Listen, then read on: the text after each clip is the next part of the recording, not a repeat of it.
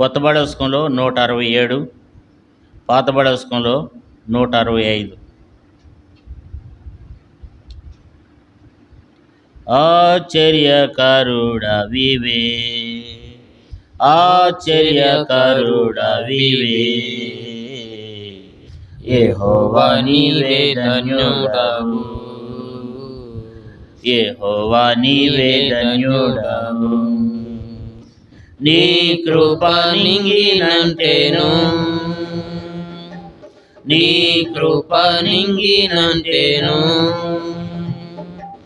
వచ్చిన వారి దయ పొందెదరు, నీవే దయాళుడవు.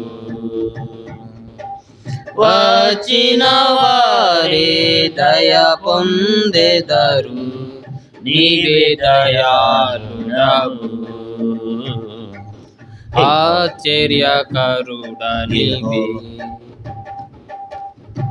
ఆశ్చర్యకరుడ నీవే. ఈ విశ్వాస్యత గొప్పది, నీ విశ్వాస్యత గొప్పది, ఉన్నతమైనది అందరి ఎడల ఎన్నడు మారనిది. ఉన్నతమైనది అందరి ఎడల ఎన్నడు మారనిది. యెహోవా నీవే ధన్యుడవు, యెహోవా నీవే ధన్యుడవు. ఆశ్చర్యకరుడవివే, ఆశ్చర్యకరుడ నీవే. నీ నీతి స్థిరమైనది,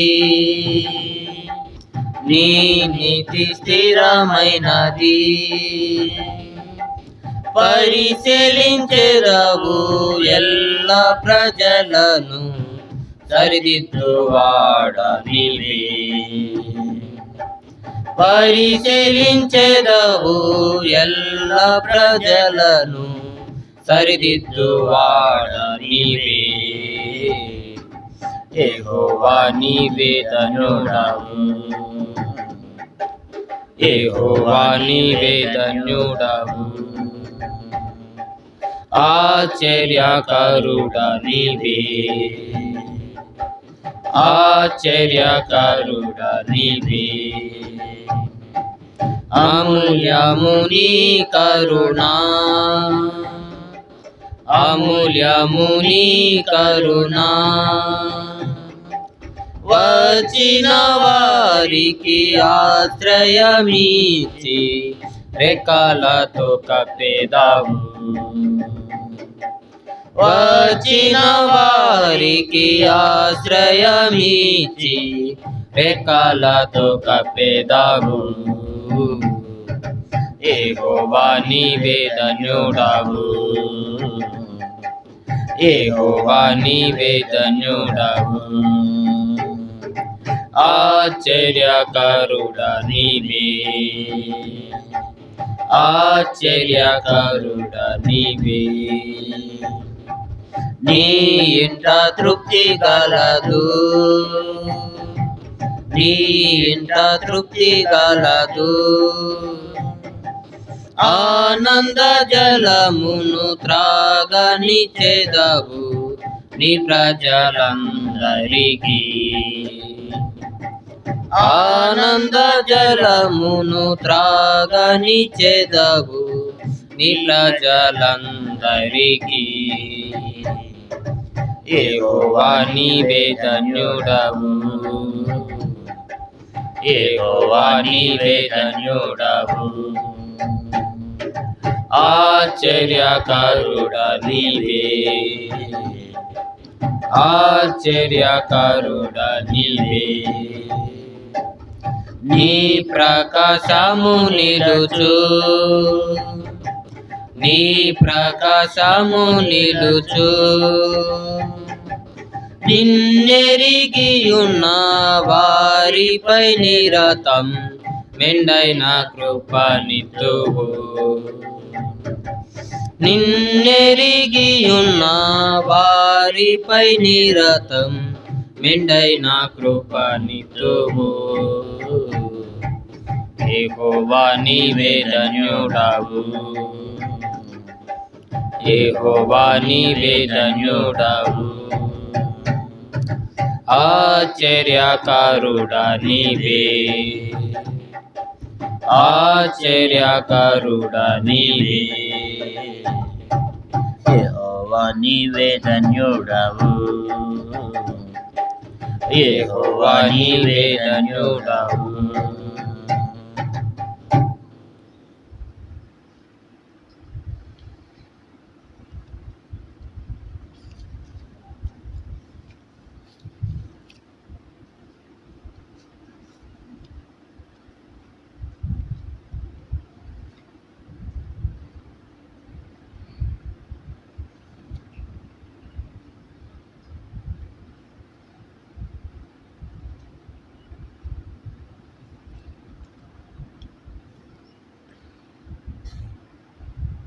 మరో పాట పాడుకుందాం. చివరిగా 228వ పాట పాడుకుందాం. 228 పాత బడస్కంలో 226, పాత బడస్కంలో 226, కొత్త బడస్కంలో 228. 228 పాత బడస్కంలో 226. పాడేద దేవా నీ కృపలన్ నూతన గీతములన్ స్తోత్రము చెల్లింతున్, స్తుతి స్తోత్రము చెల్లింతున్. భూమి పునాదులు వేయక ముందే యేసులో చేసితివి, భూమి పునాదులు వేయక ముందే యేసులో చేసితివి. ప్రేమ పునాదులు వేసితివి, దీనుని ప్రోచితివి, ఈ దీనుని ప్రోచితివి. పాడేద దేవా నీ కృపలన్ నూతన గీతములన్ స్తోత్రము చెల్లింతున్, స్తుతి స్తోత్రము చెల్లింతున్. ప్రవిమల రక్తము కలువరి సిలువలు కరుణకు నీచితివి, ప్రవిమల రక్తము కలువరి సిలువలు కరుణకు నీచితివి. ప్రేమ కృపా మహదైశ్వర్యములతో పాపము తుడచితివి, నా పాపము తుడిచితివి. పాడేద దేవా నీ కృపలన్ నూతన గీతములన్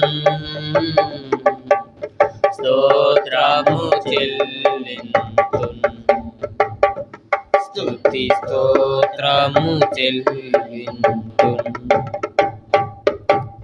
పాపము శాపము నరకపు వేదన మరి తొలగించితివి,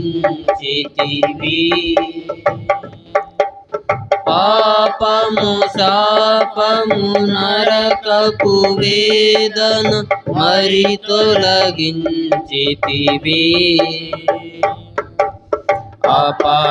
అపరాధములచే చచ్చిన నన్ను తర బ్రతికించితివి,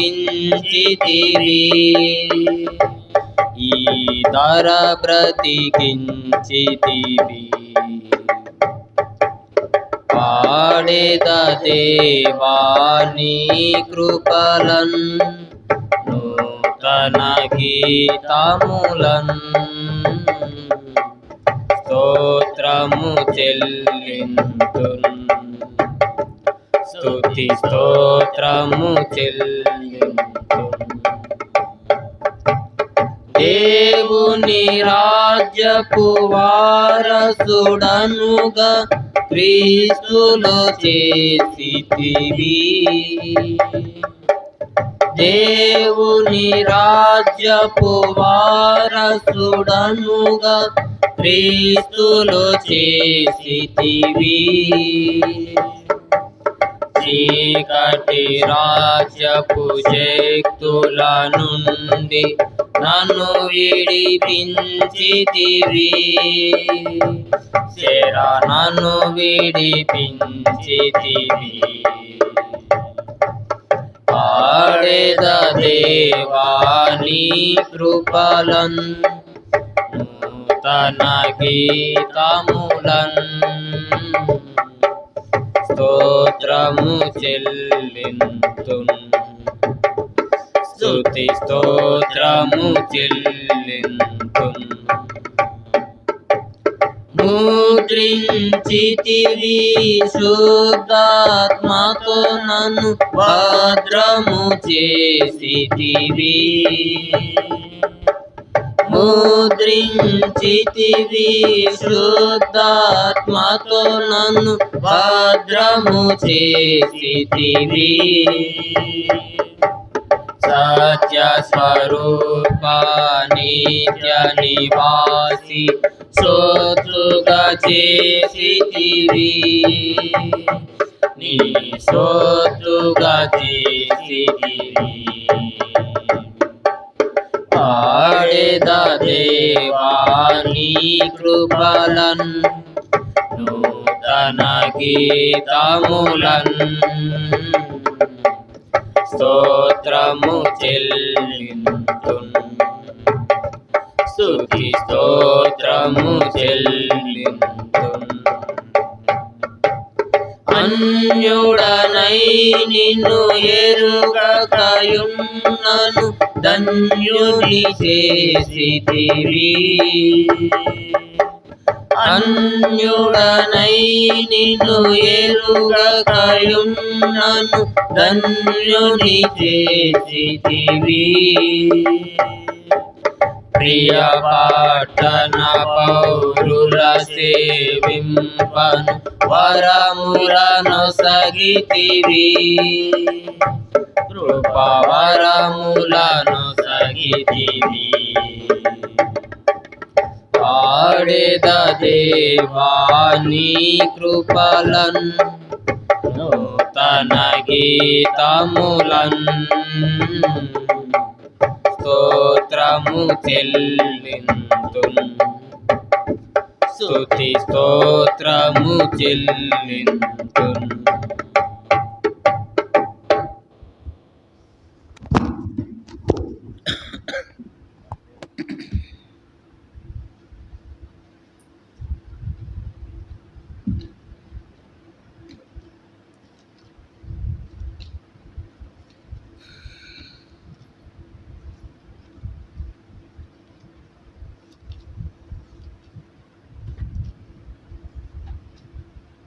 ఆరాధన కొరకై కొన్ని మాటలను యెషయా గ్రంథం మనకు బాగా పరిచయం ఉన్న లేఖన భాగము యెషయా గ్రంథము 49వ అధ్యాయం. ఆరాధన కొరకై యెషయా గ్రంథము 49వ అధ్యాయము 49వ అధ్యాయం యెషయా గ్రంథం 14-15 వచనాలు, 14వ వచనాన్ని, 15వ వచనాన్ని, 16వ వచనాన్ని మనమందరం కలిసి చదువుకుందాం. యెషయా గ్రంథము 49వ అధ్యాయము 14, 15, 16 వచనాలు అందరం కలిసి చదువుకుందాం. అయితే సియోను, యెహోవా నన్ను విడిచిపెట్టి ఉన్నాడు, ప్రభువు నన్ను మరిచి ఉన్నాడని అనుకొనుచున్నది. స్త్రీ తన గర్భమున పుట్టిన బిడ్డను కరుణింపకుండా తన చంటి బిడ్డను మరుసున వారైనా మరుసదురు కానీ నేను నిన్ను మరువను. చూడుము, నా అరచేతుల మీదనే నిన్ను చెక్కి ఉన్నాను, నీ ప్రాకారము నిత్యము నా ఎదుట ఉన్నవి. ప్రభు సహాయం వరకు ప్రార్థన చేసుకుందాం.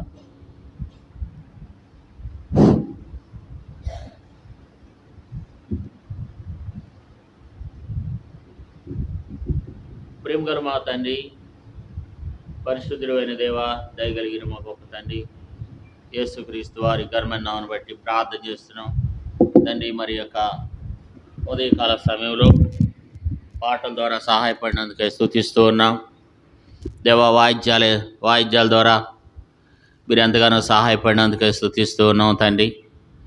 అలాగే ప్రభా, ఇంకా ఉదయకాలం వచ్చి మందిర ఆవరణం అంతా శుభ్రపరిచిన అయ్యా మీ బిడ్డలను జ్ఞాపకం చేసుకుని దీవించి బలపరచండి. వాయిద్యాలు వేసిన వారిని దీవించండి. అలాగే పాటలు పాడుతూ వచ్చిన వారిని దీవించండి. కింద కూర్చుని మిమ్మల్ని గణపరిచి మహింపరుస్తూ వచ్చిన బిడ్డలను కూడా ఆశీర్వదించమని ప్రార్థిస్తున్నాం ప్రభా. వచ్చిన వారిని బట్టి మిమ్మల్ని స్తుతిస్తూ ఉన్నాం తండ్రి. ఇంకా రావాల్సిన వారిని అనేక మందిని నడిపించమని ప్రార్థిస్తున్నాం తండ్రి. పెద్ద తుమ్మిడి పరిసర ప్రాంతాల్లో ఉన్నటువంటి బేతనీయ సంఘం అంతటిని ఇక్కడ జ్ఞాపకం చేసుకో తండ్రి. ఇంకా అనేక మంది రావాల్సి ఉంది తండ్రి. అజ్వానగూడెం నుండి, కాలనీ నుండి దేవా, మరి ఇంకా చుట్టుపక్కల నుంచి అనేక మంది రావాల్సి ఉంటుండగా అనేక మందిని తీసుకురామని ప్రార్థిస్తున్నాం. కృప చూపమని వేడుకుంటూ మరి ఈ సమయంలో తండ్రి, మరి మీ వాక్యం ద్వారా నాతో మాట్లాడండి. మేము ఏ రీతిగా మిమ్మల్ని ఆరాధించాలో, ఏ రీతిగా మిమ్మల్ని గణపరచాలో మీరు మాకు కొన్ని విషయాలు మీరు మాకు తెలియచేయమని వేడుకుంటూ మీ కృపలో మమ్మల్ని జ్ఞాపకం చేసుకున్నామని నిలబడుతున్న విదాసుని మీ పరిశుద్ధాత్మ శక్తితో బలంతో నింపమని ప్రార్థిస్తున్నాం. కూడి వచ్చిన మీ ప్రజల్ని కూడా మీ పరిశుద్ధాత్మ శక్తితో బలంతో నింపమని, వినగలిగిన చెవిని గ్రహింపులో హృదయం వారికి అనుగ్రహించండి. మీ ఆత్మ నింపుదలని ప్రజల్లో దయచేయమని యేసుక్రీస్తు వారి నామంలో స్తుతించి ప్రార్థించి అడిగి పెడుకుంటున్నాం తండ్రి. ఆమేన్.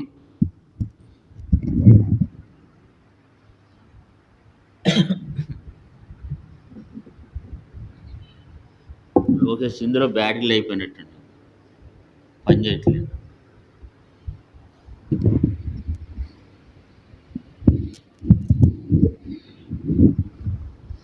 ఆరాధనలోకి వెళ్ళక పూర్వం పరిశుద్ధ గ్రంథ బైబిల్లో నుండి యెషయా గ్రంథము 49వ అధ్యాయము 14వ వచనంలో, అయితే సియోను యెహోవా నన్ను విడిచిపెట్టి ఉన్నాడు, ప్రభువు నన్ను మరచి ఉన్నాడని అనుకొనుచున్నది.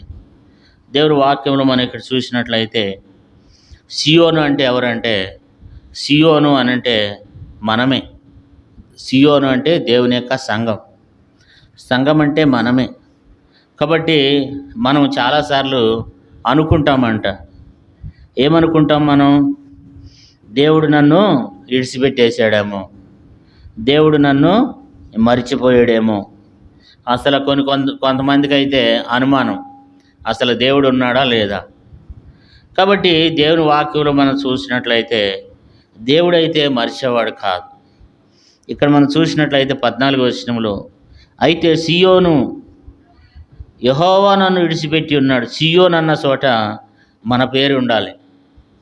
కాబట్టి మనం అనుకుంటున్నామంట, దేవుని ప్రజలు అనుకుంటారంట కొన్ని సందర్భాల్లో కష్టాలు వచ్చినప్పుడు, బాధలు వచ్చినప్పుడు, అనారోగ్యాలు వచ్చినప్పుడు, ఇబ్బందులు వచ్చినప్పుడు, మరి కొన్ని సందర్భాల్లో అనుకుంటారంట. ఏమనుకుంటున్నారంట? సియోను యెహోవా నన్ను విడిచిపెట్టి ఉన్నాడు, ప్రభువు నన్ను మరిచి ఉన్నాడని అనుకొనుచున్నది. కాబట్టి దేవుడు మనల్ని మర్చిపోయేటువంటి దేవుడు కాదంట. కాబట్టి దేవుడు ఎప్పటికి కూడా మనలను మర్చిపోడు. ఆయన ఎప్పుడు కూడా మనలను జ్ఞాపకం చేసుకుంటూనే ఉంటాడు, మనల్ని కాపాడుతూనే ఉంటాడు అన్నమాట. ఆయన మనలను మరవజాలడు.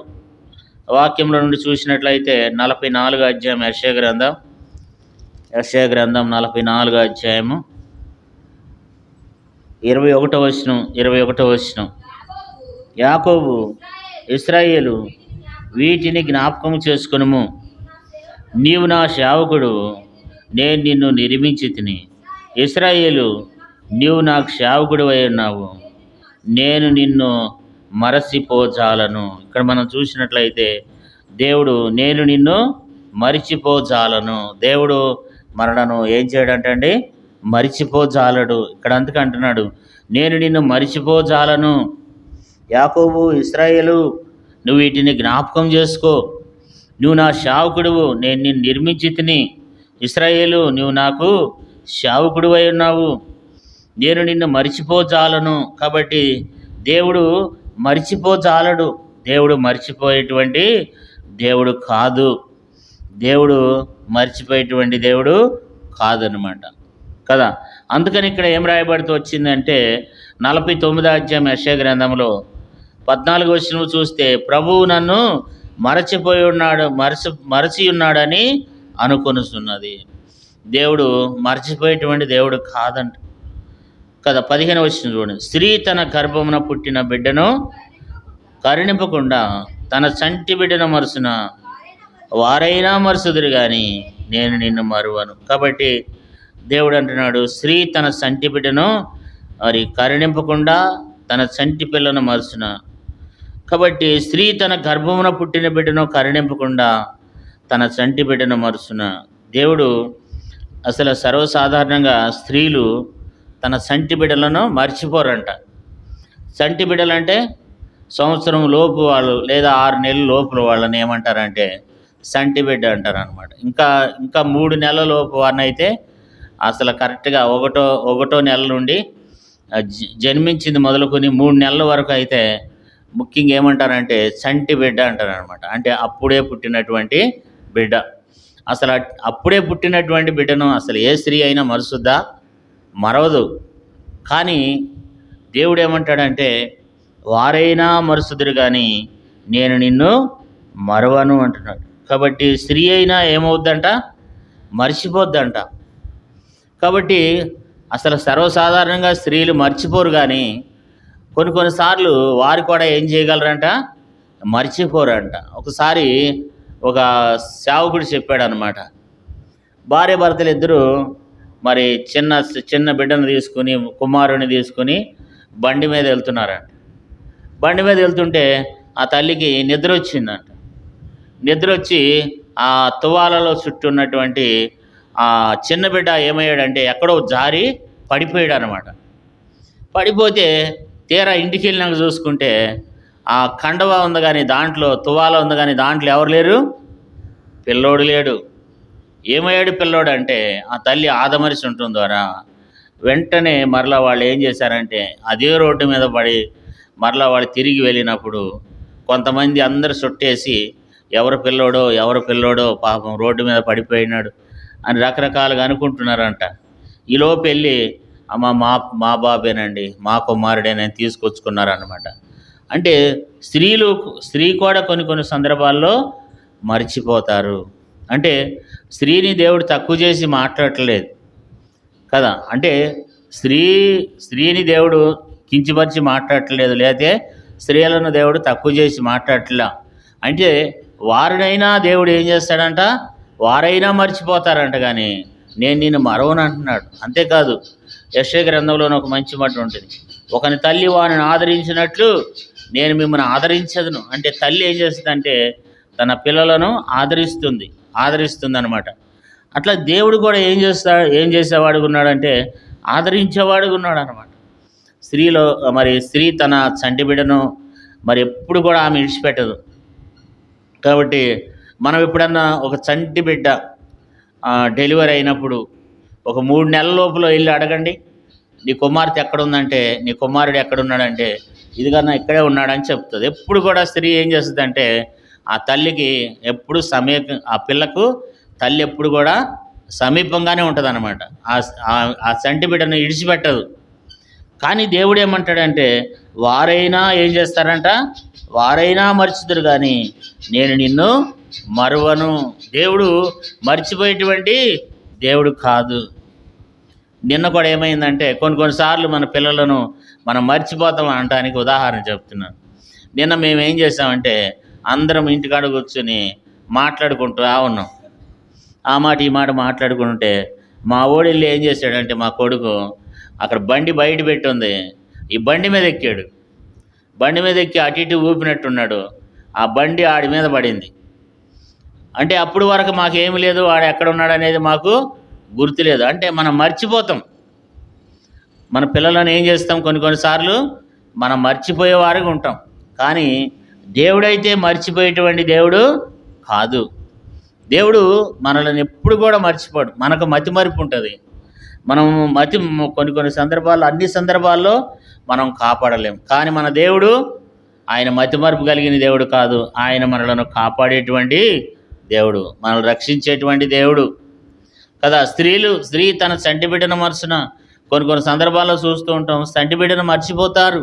తర్వాత మరి చంటి బిడ్డను పుట్టినప్పుడు ఆ పిల్లని తీసుకుని వెళ్ళి డ్రైనేజీలోనో లేకపోతే మోరీలోనో లేకపోతే ముళ్ళ కంచెల్లోనో మరి పారేసే తల్లులు కూడా ఉన్నారు. పిల్లల్ని విడిచిపెట్టేటువంటి తల్లులు కూడా ఉన్నారు. పిల్ల మరి అంగహీనంగా పుట్టాడని చెప్పి చంపేసినటువంటి తల్లులు కూడా ఉన్నారు. మా ఊర్లో ఒక ఆమె ఏం చేసిందంటే, ఆ పాప 2 కాళ్ళు నడవట్లేదు. 4 సంవత్సరాలు వచ్చినా 2 కాళ్ళు నడిచేది కాదు. ఆమె కాళ్ళు నడవరాదు. 2 కాళ్ళు ఎప్పుడు మంచంలోనే ఉండేది. పిల్ల కూర్చునేది కానీ నడిచేది కాదు. ఆ తల్లి ఏం చేసిందంటే, ఆ తండ్రి లేని సమయంలో చూసి ఆ పిల్లకి ఏం చేసిందంటే ఉరిపెట్టి చంపేసింది. కాబట్టి అట్లాంటి పరిస్థితులు కూడా మనం చూస్తూ ఉంటాం. కానీ దేవుడైతే అంతకంటే కూడా, స్త్రీ కంటే కూడా ఎక్కువైనటువంటి వాడుగా ఆయన మనలను కాపాడేటువంటి దేవుడు. మనం అలాంటి మరి బిడ్డలను మన దేవుడు మనలను ఏం చేస్తూ ఉంటాడంటే కాపాడతాడు అనమాట. ఎందుకు చెప్తున్నానంటే, ఎందుకు ఇక్కడ దేవుని వాక్యం రాయబడిందంటే, వారైనా మరుసుదురు కానీ నేను నిన్ను మరువను. బైబిల్ గ్రంథంలో మనం చూసినట్లయితే ఒక 2 స్త్రీలు మాట్లాడుకుంటూ ఉంటారు. 2వ రాజుల గ్రంథం 6వ అధ్యాయము 28వ వచనం 29వ వచనంలో ఒక 2 స్త్రీలు మాట్లాడుకుంటున్నారు. ఆ రోజుల్లో షోమ్రోన్లో భయంకరమైనటువంటి కరువు వచ్చిందంట. భయంకరమైనటువంటి కరువు వచ్చింది. కరువు వస్తే మరి సరైనటువంటి అన్నం లేదు, ఆహారం లేదు, తిందామంటే ఆహారం లేదు, ఆకలికి అలవటించిపోతున్నారు. 2 స్త్రీలు మాట్లాడుకుంటున్నారంట. ఏం మాట్లాడుకుంటున్నారంటే, అమ్మ మన ఇద్దరికి ఆకలి అవుతుంది కదా, మన ఇద్దరికి ఆకలి అవుతుంది కనుక ఈరోజు నీ బిడ్డని ఇచ్చినట్లయితే ఈరోజు నీ బిడ్డను వండుకు తిందాం, మరి రేపుటి ఆహారం కొరకు నా బిడ్డని ఇస్తాం. మనం బతికుంటే ఎంతోమందిని మరలా మనం కనవచ్చు అని చెప్పి వాళ్ళిద్దరు అనుకుని ఈరోజు ఏం చేసిందంటే ఆహారం కొరకు ఒక ఆమె ఏం చేసిందంట, తన బిడ్డనిచ్చిందంట. బిడ్డనిస్తే ఆ బిడ్డను వండుకు తిన్నారంట. మరలా 2వ రోజున మరలా ఆహారం కొరకు, మరి నిన్న నా బిడ్డను వండుకు తిన్నాం కదా, ఈరోజు నీ బిడ్డను వండుకు తిందామని మాట్లాడుకుంటే ఆ అమ్మాయి ఏం చేసిందంటే తన బిడ్డను దాసి పెట్టిందంట. ఇది ఎక్కడికి వెళ్ళిందంటే రాజుగారి దగ్గరికి వెళ్ళిందనమాట. అంటే బైబిల్లో ఉంది. అంటే ఆకలికి తట్టుకోలేనటువంటి పరిస్థితి. మరి మనం బతుకుంటే చాలా అవసరమైతే ఇంకో బిడ్డను కనుక్కోవచ్చు అని అనుకున్నారంట వాళ్ళిద్దరూ. అనుకుని ఒక బిడ్డను ఏం చేస్తూ వచ్చినారంట, 2వ రాజుల గ్రంథం 6వ అధ్యాయం 28, 29 వచనాల్లో రాయబడుతూ వచ్చింది. అంటే అలాంటి స్త్రీలు కూడా ఉన్నారన్నమాట. అందుకని దేవుడు ఏమంటాడంటే, వారైనా మరుసుదురు కానీ నేను నిన్ను మరవను. విలాప వాక్యముల్లో 4వ అధ్యాయం 10వ వచనంలో రాయబడింది. అక్కడ కూడా ఏం చేస్తూ వచ్చినారంట, దేవుని వాక్యంలో నుండి విలాప వాక్యములు 4వ అధ్యాయము 10వ వచనం. వాత్సల్యము గల స్త్రీల చేతులు తాము కనిన పిల్లలను వండుకొనెను. నా జనుల కుమారికి వచ్చిన నాశనములో వారి బిడ్డలు వారికి ఆహారమే. అంటే అందరు కాదు, అక్కడక్కడ ఉంటూ ఉంటారు అన్నమాట. దీన్ని బట్టే దేవుడు అంటున్నాడు, స్త్రీ తన సంటి బిడ్డను మరుసున వారైనా మరుసుదురు కానీ నేను నిన్ను మరవను. దేవుడు మర్చిపోయేది దేవుడు కాదు, మర్చిపోయే దేవుడు కాదనమాట. అందుకని ఏమంటాడంటే యెషయా గ్రంథం మరి చూసినట్లయితే 54:10లో పర్వతములు తొలగిపోయినను మెట్టలు తట్టరిల్లినను నా కృప నిన్ను విడిచిపోదంటాడు. కాబట్టి పర్వతములు తొలగిపోయినను మెట్టలు తట్టరిల్లినను నా కృప ఏం చేయదు, విడిచిపోదు కదా. మన దేవుని యొక్క కృప మనల్ని విడిచిపెట్టేటువంటి కృప కాదు, మర్చిపోయే కృప కాదు. కాబట్టి ఆయన మనల్ని మర్చిపోడు.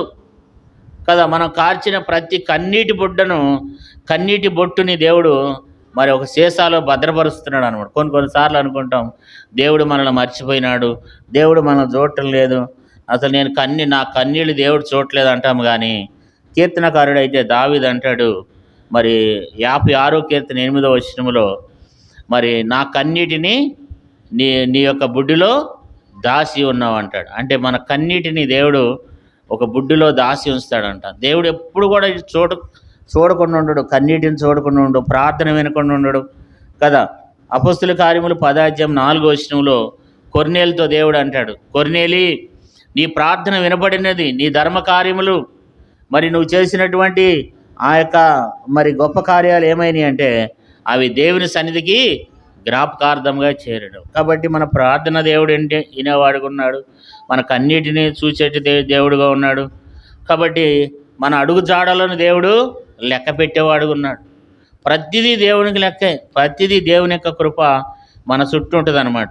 ఏబంటాడు, ఏబు గ్రంథం 14:16 వచనంలో, నా అడుగు జాడలను ఆయన లెక్కించి ఉన్నాడు అన్నాడు. అంటే మన ఏబు గ్రంథం 14:16 వచనం చదువుకున్నట్లయితే అక్కడ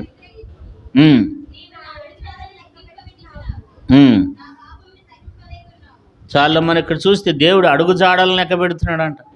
చూడండి ఎంత దేవుడు. మనం అనుకుంటాం అసలు మందిరానికి వస్తున్నాం కానీ దేవుడు చూస్తున్నాడా అనుకుంటాం.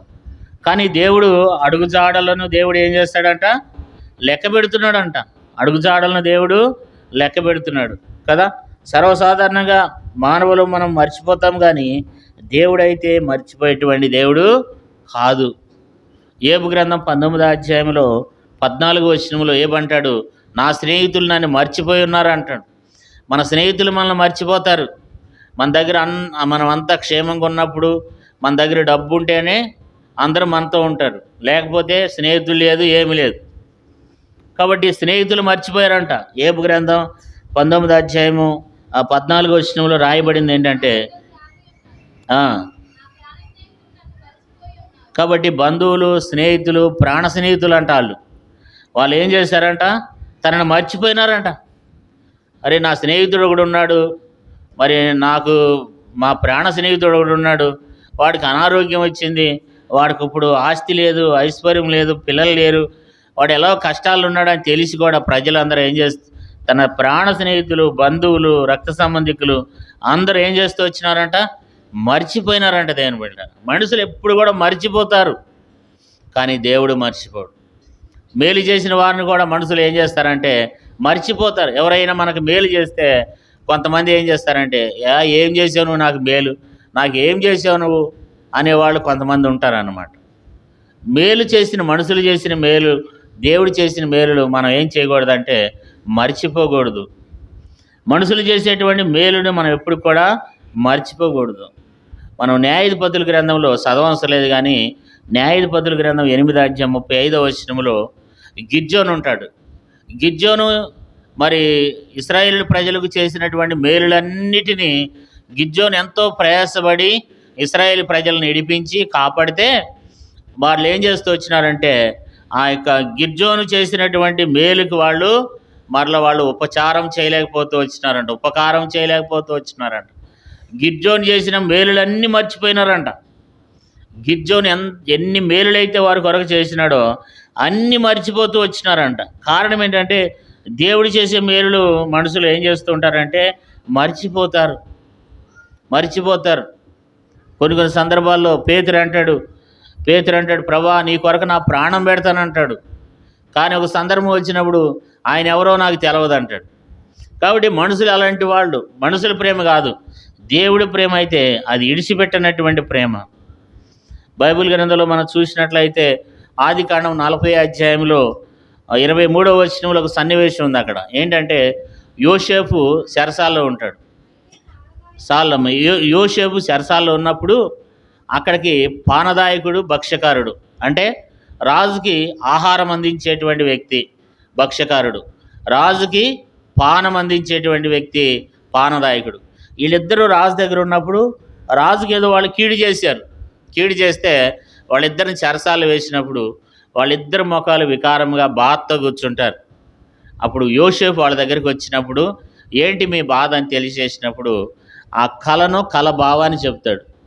కల భావాన్ని చెప్పి భక్ష్యకారునితో అంటాడు, మరొక 3 దినాల్లో రాజుగారు నీ తల తీసివేస్తాడు, నిన్ను చంపేస్తాడు అని చెప్తాడు. ఆ పానదాయకుడితో అంటాడు, నువ్వు 3 దినాల్లో నువ్వు రాజు దగ్గరికి వెళ్తావు, మరలా రాజుకు నువ్వు గిన్నెందిస్తావు, నీ ఉద్యోగం నీకు మరలా తిరిగి వస్తుంది. అయితే నువ్వేం చేస్తావంటే, మరి నన్ను అప్పుడు ఏం చెయ్యి, నన్ను జ్ఞాపకం చెయ్యి, నా గురించి రాజుగారితో మాట్లాడు, నన్ను నువ్వు మర్చిపోకుండా నువ్వు నా గురించి రాజుగారితో మాట్లాడమంటే ఆ వ్యక్తి యోసేపు చెప్పినట్లుగానే 3వ దినాన ఆ యొక్క రాజు దగ్గర గిన్నెందించేవాడుగా మరలా తన ఉద్యోగం తనకు వచ్చింది. కానీ యోసేపుని ఏం చేస్తూ వచ్చినాడు, మర్చిపోతూ వచ్చినాడు అనమాట. 2 సంవత్సరాలు మర్చిపోయినాడు. కాబట్టి మనుషులు ఏం చేస్తూ ఉంటారంటే, దేవుని బిడ్డలారా, మనుషులు మర్చిపోతారు కానీ దేవుడు మర్చిపోడు. అందుకని ఏమంటున్నాడు యెషయా గ్రంథం 49వ అధ్యాయంలో 14వ వచనం, అయితే సియోను యెహోవా నన్ను విడిచిపెట్టి ఉన్నాడు, ప్రభువు నన్ను మరిచి ఉన్నాడని అనుకొనుస్తున్నది. స్త్రీ తన గర్భమున పుట్టిన బిడ్డను కరుణింపకుండా తన సంటి బిడ్డను మరుసిన వారైనా మరుసుదురు కానీ నేను నిన్ను మరువను. దేవుడు మనలను మర్చిపోయేటువంటి దేవుడు కాదు. ఆయన నిన్ను మరవచాలను. 44వ అధ్యాయం యెషయా గ్రంథం 21వ వచనములు అంటాడు, నేను నిన్ను మరవజాలను. 44వ అధ్యాయం 21వ వచనంలో దేవుడు అంటాడు, నేను నిన్ను మరవజాలను, అంటే నేను నిన్ను మర్చిపోను. కానీ చాలాసార్లు మనం దేవుణ్ణి ఏం చేస్తూ ఉంటామంటే, మనం దేవుణ్ణి మర్చిపోతూ ఉంటాం, దేవుడి కార్యాలు మర్చిపోతాం. బైబిల్ గ్రంథంలో మన పితరులు అయినటువంటి వాళ్ళు దేవుడు చేసిన మేలులు ఉపకారాలు ఏం చేస్తూ వచ్చినారంట, ఎంబటే మర్చిపోతారన్నమాట. దేవుడు చేసిన మేలులు మర్చిపోతారు. అందుకనే ఇర్మియా గ్రంథం 2వ అధ్యాయము 32వ వచనం చదవండి. ఇర్మియా గ్రంథం 2:32. ఒకరు చదవండి అమ్మా, 32 చదవండి. కన్యక తన ఆభరణములను మరుసిన, పెండ్లి కుమారి తన వడ్డానమును మరుసిన, నా ప్రజలు లెక్కలేనని దినములు నన్ను మర్చి ఉన్నారు. దేవుడు అంటున్నాడు, కన్యక తన ఆభరణములను మరుసిన, పెండ్లి కుమారి తన వడ్డానమును మరుసిన కదా. ఎప్పుడు కూడా కన్యక ఆభరణములను మర్చిపోదు. తర్వాత పెండ్లి కుమారి వడ్డానమును మర్చిపోతుందా? మర్చిపోదు. బంగారపు నగలు ఎప్పుడైనా మనం మర్చిపోతామా? బంగారపు నగలు ఏం చేస్తాం, ఎంతో జాగ్రత్తగా దాచుకుంటాం. మనం బంగారపు నగల్ని ఎంతగానో జాగ్రత్తగా దాచుకుంటాం, ఎంతో మన బీరువాల్లో భద్రపరుచుకుంటామంట కదా. ఆ వడ్డానాన్ని, ఆభరణములను మనం మర్చిపోము. ఎందుకంటే మర్చిపోతే ఎవరైనా ఎత్తుకుని పోతారేమో. కాబట్టి వాటిని మనం ఎంతో జాగ్రత్తగా దాచుకుంటూ ఉంటాం. కానీ దేవుడు ఏమంటాడంటే, నా ప్రజలు లెక్కలేనన్ని దినములు నన్ను ఏం చేస్తున్నారు, మర్చిపోతున్నారు. దేవుడు చేసిన కార్యాలు, దేవుడు చేసిన మేలులు అన్నింటిని కూడా ఏం చేస్తున్నారంట, మర్చిపోతున్నారంట. కాబట్టి మనం మర్చిపోతున్నాం. కానీ దేవుడు మర్చిపోయేటువంటి దేవుడు కాదు, దేవుడు ఇడిచిపెట్టే దేవుడు కాదు. కాబట్టి ఆయన మర్చిపోడు. మనం మర్చిపోయినా ఆయన మర్చిపోడు. చాలాసార్లు మనం ఆయన చేసిన మేలును మర్చిపోతాం, ఆయన చేసిన ఉపకారాలన్నీ కూడా మర్చిపోతాం. దేవుడు నాకేం మేలు చేశాడు అంటాం. కానీ దేవుడైతే ఆయన మన ఎడలు చేసినటువంటి మేలులు మనం మర్చిపోతాం, కానీ ఆయన అయితే మనలను మర్చిపోయేటువంటి దేవుడు కాదు కదా. 115వ కీర్తనలో ఒక మంచి మాట మరి అక్కడ రాయబడుతూ వచ్చింది. 115వ కీర్తన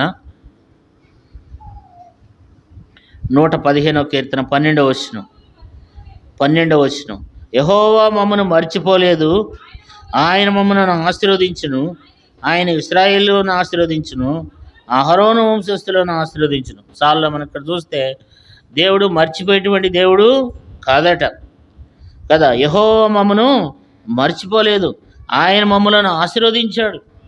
కాబట్టి దేవుడు ఎప్పటికి కూడా మనల్ని మర్చిపోడు. కాబట్టి అందుని బట్టి దేవుని మనం ఆరాధించాలి, దేవుని మనం ఘనపరచాలి. మనం మనుషులు మర్చిపోతాం, లేదా ఎవరైనా మనకు సహాయం చేస్తే, ఎవరైనా మనకు హెల్ప్ చేస్తే, లేకపోతే ఎవరైనా మనకు మేలు చేస్తే వాటిని మర్చిపోతామేమో. మర్చిపోకూడదు. మనుషులు చేసిన మేలులు మర్చిపోకూడదు, దేవుడు చేసిన మేలులు కూడా మర్చిపోకూడదు. అంటే కృతజ్ఞత కలిగి ఉండాలి. దేవుని ఎడల, మనుషుల ఎడల.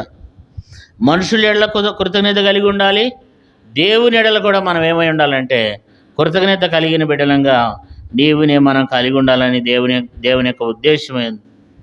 ఆ రీతిగా మనము మరి దేవునికి మనం ఎంతో కృతజ్ఞత కలిగిన బిడ్డలంగా, దేవుని గణపరిచేవారంగా, దేవుడు మనల్ని రక్షించేవాడుగా, మనల్ని కాపాడేవాడుగా ఉంటూ ఉన్నాడు. కాబట్టి మనల్ని ఎడవనటువంటి దేవుడు, మనలను మరవనటువంటి దేవుడు. మనుషులు మర్చిపోతారు, కానీ దేవుడు మాత్రం ఏం చేయడు, మనలను మర్చిపోడు అన్నమాట. మనం ఎప్పుడు కూడా ఆయన ఎదుట ఉంటాం. అందుకేమంటున్నాడు 16వ వచనంలో, చూడుము నా అరచేతుల మీదనే నిన్ను చెక్కి ఉన్నాను, నీ ప్రాకారం నిత్యము నా ఎదుట ఉన్నాయి. దేవుడు అరచేతిలో చెక్కునున్నాడంట మనలను. అరచేతిలో చెక్కుని ఉంటే ఎప్పుడు చేతులు చూసుకున్నప్పుడల్లా మనమే ఆయన జ్ఞాపకం వస్తూ ఉంటాం అన్నమాట. దేవుని యొక్క అరచేతిలో చెక్కున్నాడంట. దేవుని అరచేయి ఎంత పెద్దదంటే చాలా పెద్దది దేవుని యొక్క అరచేయి. ఆయన యొక్క అరచేయి చాలా పెద్దదన్నమాట, మనలాంటిది కాదు. దేవుడు ఎంత పెద్దోడు అంటే ఆకాశ మహాకాశములు పట్టజాలని దేవుడు. ఆకాశం ఆయన సింహాసనము, భూమి ఆయన పాదపీఠం కదా. మరి ఒక నక్షత్రం వచ్చేసి ఈ సూర్యుడి కంటే చంద్రుడి కంటే కూడా పెద్దది. మనమున్న భూగోళం కంటే కూడా పెద్దది ఒక నక్షత్రం.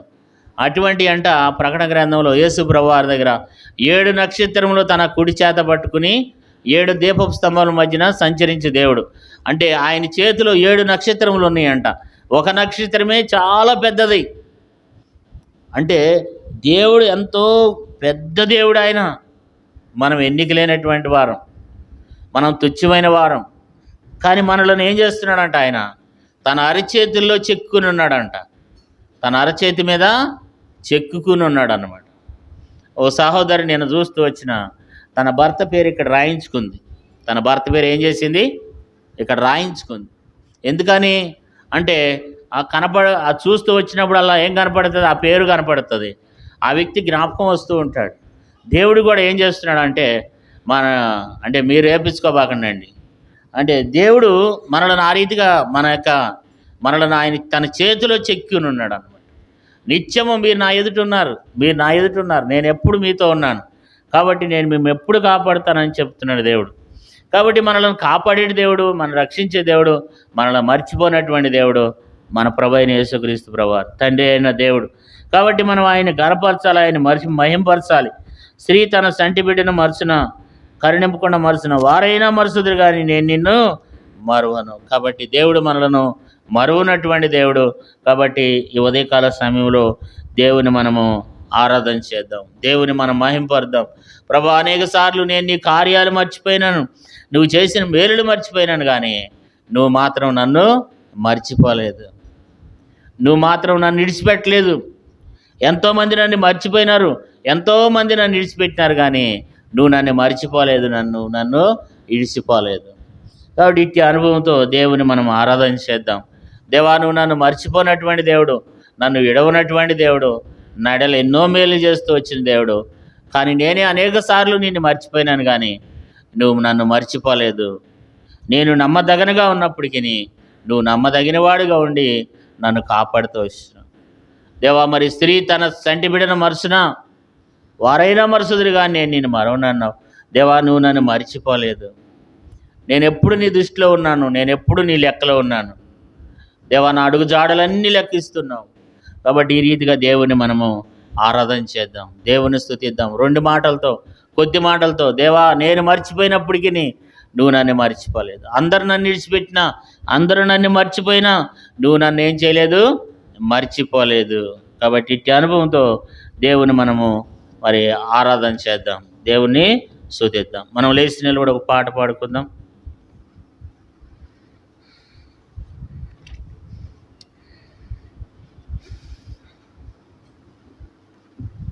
నూట 104వ పాట దాదాపు సన్ని 104వ పాట,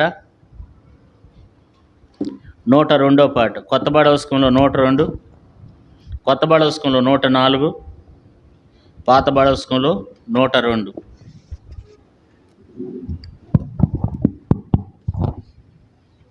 పల్లవి మొదటి చరణం, 3వ చరణం, చివరి చరణం పాడుకుందాం. పల్లవి మొదటి చరణం, 3వ చరణం చివరి చరణం.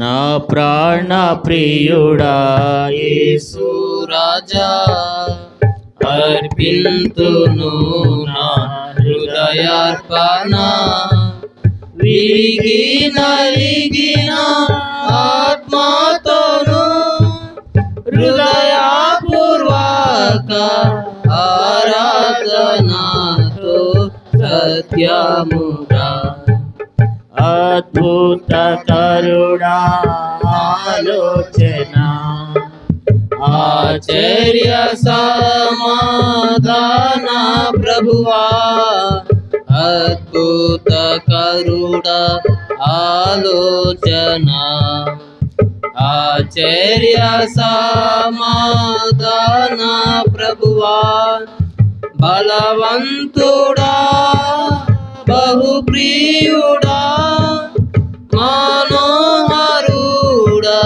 మహిమా రాజా స్తుతించేదన్. ప్రాణ ప్రియుడా యేసు రాజా అర్పింతును నా హృదయార్పణ, గర్భమున పుట్టిన బిడ్డను కరుణింపగా తల్లి మరచునా, గర్భమున పుట్టిన బిడ్డను కరుణింపగా తల్లి మరచునా, మరచిన గాని నీవెన్నడు మరువావు విడువవు ఎడబాయవు కరుణా రాజా, మరచిన గాని నీవెన్నడు మరువావు విడువవు ఎడబాయవు కరుణా రాజా. నా ప్రాణ ప్రియుడా యేసు రాజా అర్పింతును నా హృదయార్పణ, వాగ్దానముల్ నాలో నెరవేరెన్, విమోచించి నాకిచ్చితివే, వాగ్దానముల్ నాలో నెరవేరెన్, విమోచించి నాకిచ్చితివే, పాడేదను ప్రహర్షింతును హల్లెలూయా హల్లెలూయా హల్లెలూయా, పాడేదను ప్రహర్షింతును హల్లెలూయా హల్లెలూయా హల్లెలూయా. నా ప్రాణ ప్రియుడా యేసు రాజా అర్పింతును నా హృదయార్పణ, విరిగి నలిగిన ఆత్మతోను హృదయపూర్వక ఆరాధనతో సత్యముగా, విరిగి నలిగిన ఆత్మతోను హృదయపూర్వక ఆరాధనతో సత్యముగా, నా ప్రాణ ప్రియుడా యేసు రాజా అర్పింతును నా హృదయార్పణ. ఈ సమయంలో సండే స్కూల్కి వెళ్ళే సహోదరి మొట్టమొదటి ఆరాధించి వెళ్తారు. తర్వాత ఒక సహోదరుడు సహోదరి మార్చి క్లుప్తంగా దేవుణ్ణి ఆరాధన చేద్దాం.